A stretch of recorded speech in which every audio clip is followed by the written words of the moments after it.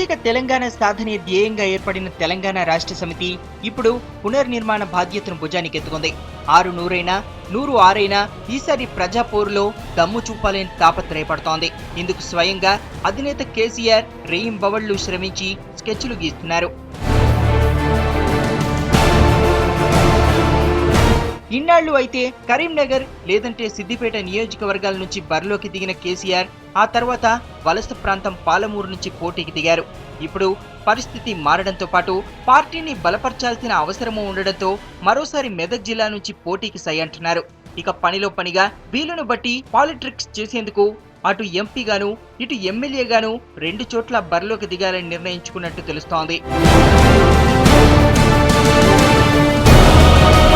ఎమ్మెల్యేగా గజ్వెల్ నియోజకవర్గం నుంచి బరిలోకి దిగదానంటున్న గులాబీ బాస్ ఎంపీగా సిద్దిపేట నుంచి గాని జహీరాబాద్ నుంచి గాని పోటీ చేసే అవకాశం ఉందంటున్నాయి పార్టీ వర్గాలు.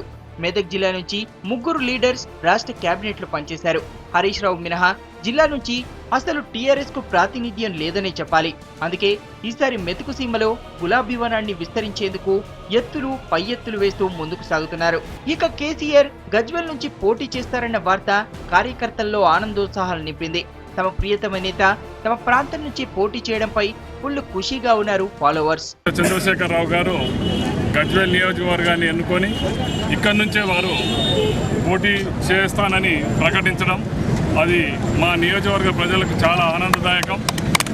వారు ఈ నిర్ణయం తీసుకున్నందుకు మా నియోజకవర్గ ప్రజలందరి నుంచి వారికి స్వాగతం పలుకుతూ మా ధన్యవాదాలు తెలుపుకుంటున్నాము. ఈ నియోజకవర్గం నుంచి అత్యధిక మెజారిటీతో గెలిపిస్తామని ఈ మీడియా ద్వారా మేము వారికి తెలియజేసుకుంటున్నాం.